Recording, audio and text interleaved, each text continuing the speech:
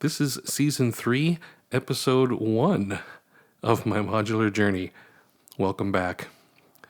Today we're going to be taking a look at the After Later Audio Allen bundle. And that bundle came with Allen, the Turing Machine, and an Enigma and a Morcom bundle together.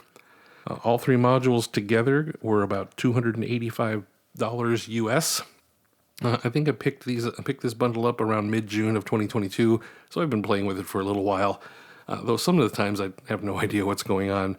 Before I get into talking over each individual part of this bundle, let me do the usual why and how up front, since the rest of this is going to just be one big-ass demo. The first reason to want a Turing Machine is simple. It's one of the most popular kits in eurorack for quite some time. I absolutely love the endless prog rock patterns that burps out of this thing without me having to do jack. Well, except jack it in.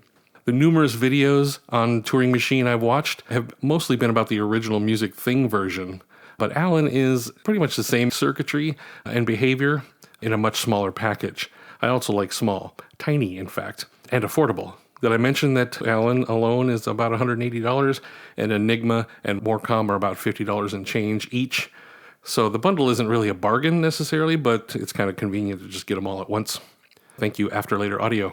For how I plan to use it, as an example, while researching what I was going to say about this module in this video, I had Allen and Enigma and Morcom running all on its own through the System 100 over there, and Bitbox here doing drums. And it was literally like listening to a live concert of some of my favorite mind-bending, jazz, prog, brain salad surgery, nightmare chaos music that I love so much.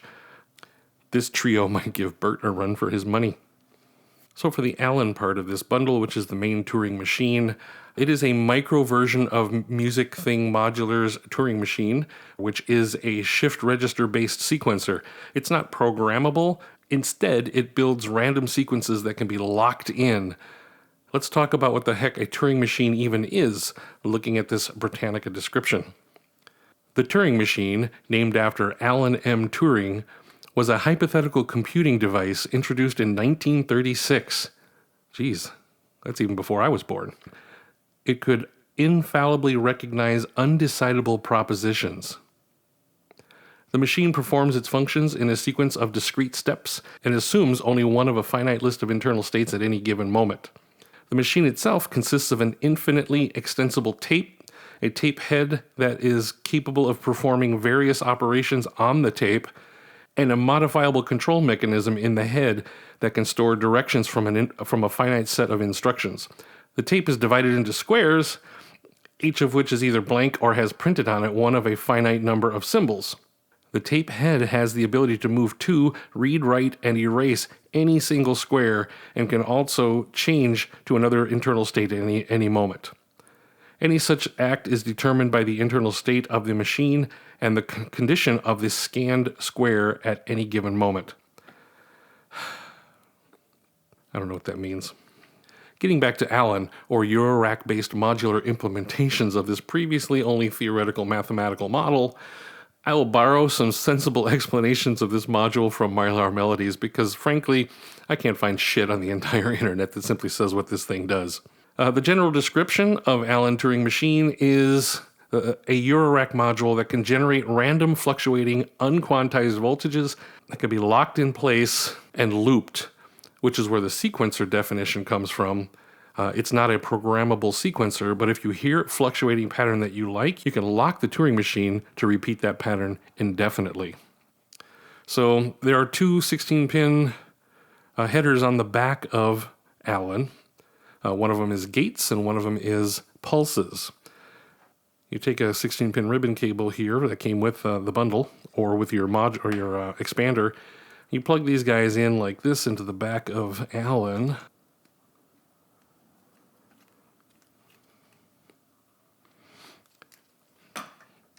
Then you have Enigma here, and see how Enigma, well, let me set this guy down.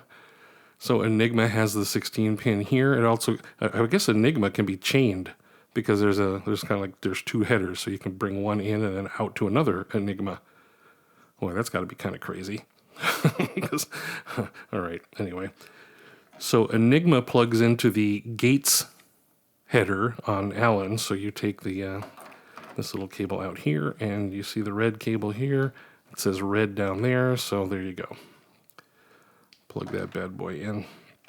And the same with Morcom. Red. So I guess you could put these in any way you like, but how I like putting them in is Enigma, Allen, Morcom in that order. Let's grab some power right here. Being after later audio, you can put this on either way, so that's nice. Thank you. Not having me figure that out. And we slide them in place like this. Maybe. All right. I'm going to screw these in while you go grab a sandwich.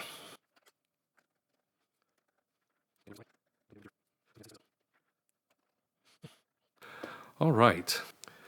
We are nailed in the case. Let me get some stuff set up here. I'm going to throw some power on this sequencer rack down here, and then we'll get into we'll get a clock source into here. All right, so I have camera B over here to show what I'm going to be messing around with on the System 100 while I'm talking about Allen. So first, let me grab a clock out of the System 100. So this is out of the divider over there. If I just stick that in there, you can see away it goes. That's how you get Allen to even get moving, is by giving him a clock signal. All right, at the top is a knob called length, and that's the pattern length that this is generating. And that can be, at the lowest, it could be 2, or it goes from 2 to 3 to 4, 5, 6, 8, 12, and 16 step lengths. So if it's at 2, that means it's only going to generate 2 voltages. So the chance knob here, when it's at 12 o'clock straight up, that's when it's doing the most amount of randomization it can do. Meaning every bit is going to get scrambled every time it pulses. But if you turn this all the way to the right clockwise to 5 o'clock, it locks in whatever the current pattern is. And you see I must have captured it when it happened to be all bits lit. And then as you start to lower this, right around, supposedly, according to the Turing Machine, right around 3 o'clock or so, it's supposed to start seeping in and letting other randoms in. However, on the Allen, I have to turn this down quite a bit before any of these bits start changing. Let's keep going here. Keep an eye also on the pulses, because that's all there. So it just started to change at almost 2 o'clock. So what that really means is that when you find your randoms here, you find a pattern that you're locked in order to start adding new things to that existing pattern, you got to get to probably right around 2 o'clock. And then you start seeing changes happen. All right, and speaking of these LEDs, because that's what we're watching these LEDs chase each other up the panel. They're kind of a visual representation of a shift register. That is to say, the machine will generate a bit of data in slot 1 down here. Then it will generate another bit of data for slot 1, so the bit that was in slot 1 moves to slot 2. And down the pipe it goes for 8 bits. Each time all 8 bits are generated, whatever is in that 8-bit buffer becomes a voltage, and that's what gets spit out this output jack down here. I'll leave analog shift register and binary mathematics to you smart people. Meanwhile, if you're really interested in how ASR works or binary works, I'll put a link in the description below, and it'll skip me having to fumble around trying to explain it. It's like my brain understands it, my mouth doesn't want to talk about it. The next interface piece down is this one here called the write switch. Let me grab an out thing here, out of Turing Machine into my quantizer over in the System 100. Let me turn up the volume on that guy. You'll hear just a bunch of droning noises. So this is 8 steps that are locked in according to this pot here, chance. And now I'm going to push this to the right, which will take some sounds away. Well, there's a change. Let me just do another quick demonstration. I'm going to try to add stuff back.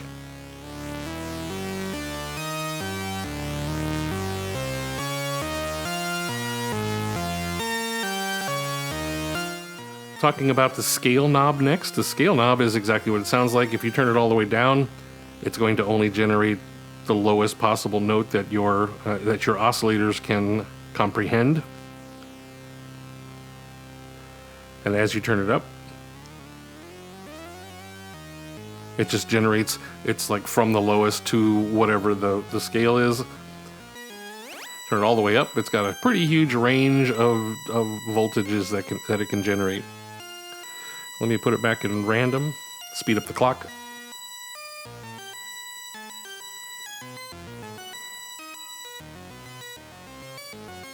Let's get it, step it up to 16.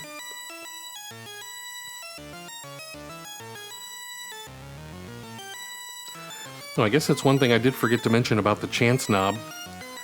Here's a 16-step locked pattern. If I flip this counterclockwise all the way to 7 o'clock, as far as it'll go left, it's going to play a 32-step pattern. Again, the way Mylar Melodies made sense of this, he described this behavior as it inverts the generated sequence and then concatenates it. So whatever this pattern is running forward, takes a copy of it going forward and flips it around and then sticks it to the end of it, so you wind up with 32 notes. And so there you go.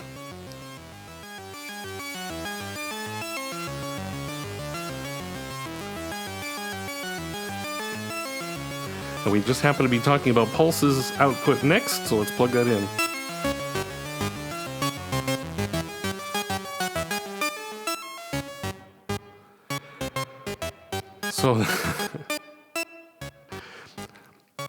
So the pulses output here acts as a gate, which is generated by the bit 0 here. So this is bit 0 down here, or the first bit seen on the display.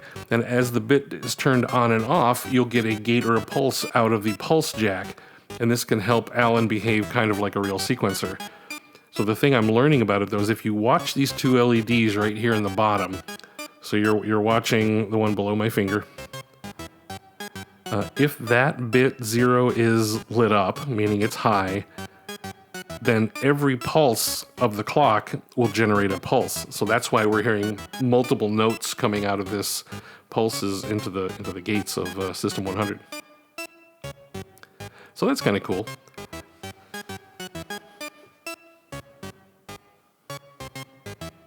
Let me fiddle with my envelopes over here.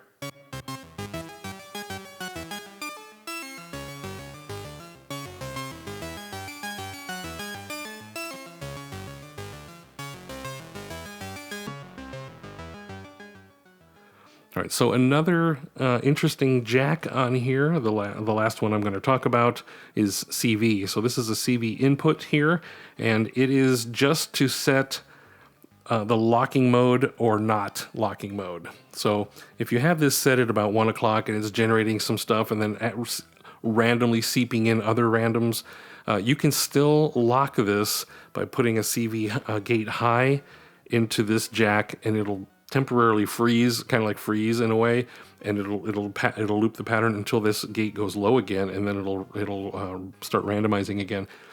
Let me throw this into the LFO that's set to be a gate.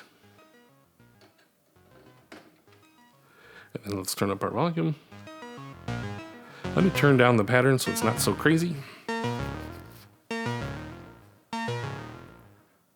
I'm going to put it on full random for now, so you can hear the real differences between when it's randomly generating notes and when it's locked up.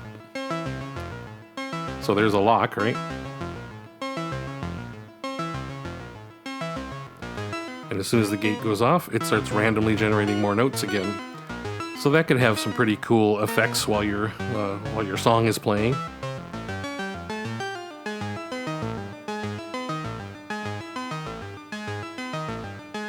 I mean, they're completely unpredictable what this thing's going to be doing, but you've got it running into a quantizer, you know it's going to stay in scale.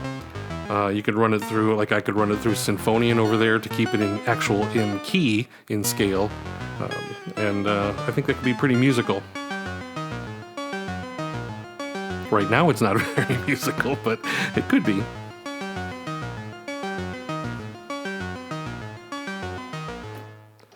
All right. There is one more jack on here called noise, but it is exactly what it sounds like. It's noise. I don't need to demonstrate that for you. So that's pretty much it for Alan as far as what it does and how to use it, and all the way down to the length, chance, right, scale, all the jacks here. Let's talk about the expansions real quick. The Enigma module is an expansion based on volts, and it's exactly what it sounds like. Because it's plugged into the header of Alan, it's getting all of its data from Alan, but these potentiometers now become, I guess, maybe you can call them offsets. So whatever is generated by Alan can be offset in Enigma and then output into a second, voice, which is what I'm going to do right here. I'll plug that into a second voice. So I'll take my my Enigma out.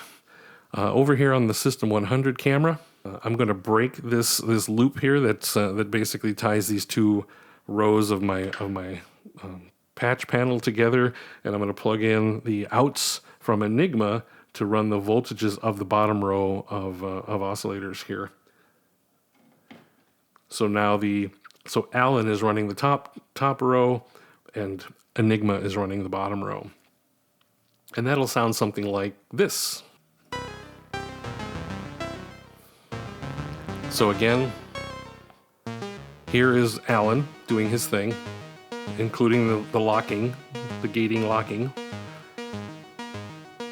But then on the other channels is no more pitch changes because all these pots are turned down. So it's still generating the pulses and the lowest notes. But now if we start turning up these Enigma pots,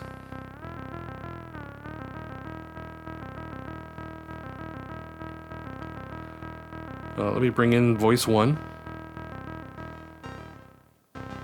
I'll keep it kind of low.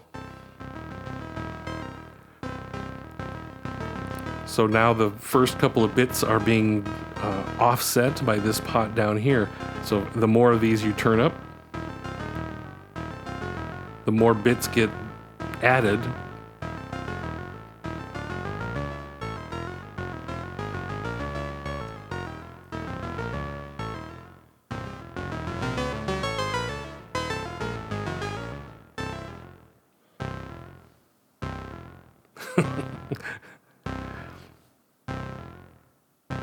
Alan gets locked in the weirdest positions sometimes. So now we'll turn up some more of these guys.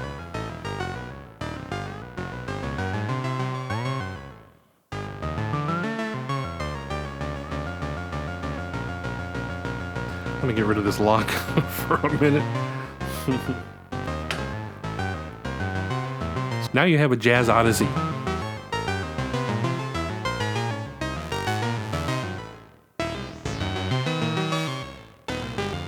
So you can also take a copy of this CV that's going over here,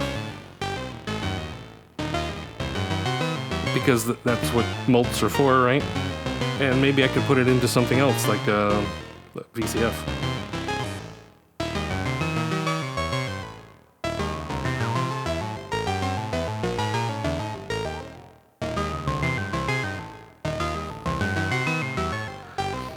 I mean, at this point, the possibilities of what you can do with voltage are pretty much endless. So that's about it for Enigma. I mean, you can adjust these to do all kinds of crazy stuff if you want. The more voltage coming out, the higher the voltage is. And again, you can. I'm using it right now to kind of mess with the VCF. Anyway, so. All right, and moving into the home stretch of this bundle demo is, of course, Morcom over here. And Morcom is another expander for Alan or Benjamin. In fact, both Enigma and Morcom can work with the Benjamin version 2, also by Afterlater Audio. And Morcom is based on the Pulses expansion for the original Turing Machine. This expansion has 11 CV outputs, 7 on the left side here, 7 which are purely random outputs, and then the top 2 are logic anded to only trigger when this one here is for when 1 and 2 are both high, or when 2 and 4 are both high. And by that I mean these two, if they're both lit up at the same time, this one lights up. 2 and 4 are lit up at the same time, this one lights up. So these are and. This and that does that. Down here, it is 4 and 7. So here's number 4 and here's number 7. When those two are lit up, then this one lights up. And then this one's complex and kind of beautiful. It is 1 and 2 and 4 and 7 have to be all high for this one to light up. So theoretically, this is the least likely one to light up. So I might put my kick drum there because it's the least likely to, or a crash cymbal. I don't know. Let's try that. We have our Jazz Odyssey going. Let's add some drums. So I'm going to come out of this complex one down here at the bottom. I'm just going to jump it into my kick drum here. There's my kick drum.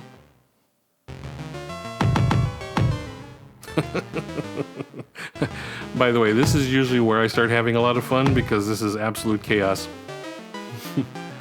So what else we got here? We've got a hi-hat. Let's take a hi-hat out of something that triggers more often. How about a little hand clap, maybe?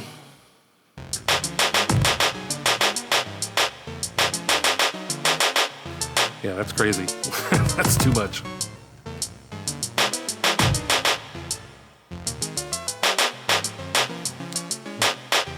All right, so going off the reservation a little bit here, if I don't like that, if I don't like claps going that often, I can jump myself right over here to my skipper, and then set the probability pretty low, and then take that output over here to my clapper. Right? If it's still too much, turn it down.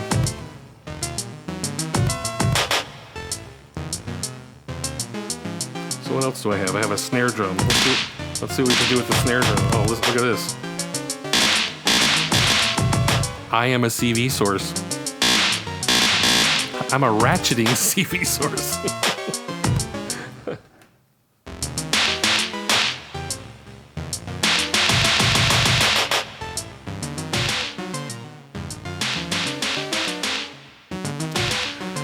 So, this is just goofing around at this point. You could probably tune out if you don't like this.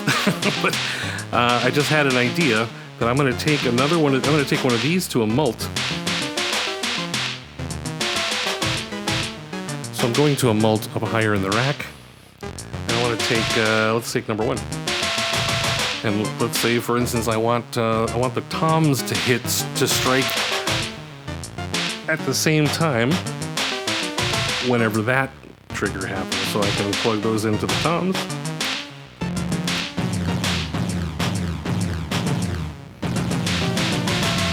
And again, that winds up being too often, so I may want to come out of another skipper.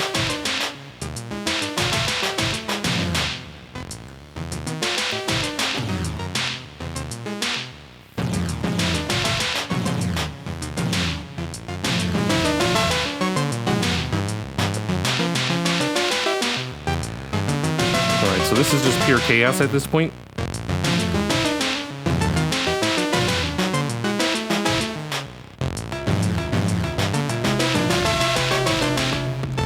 Okay, so that's all my drums.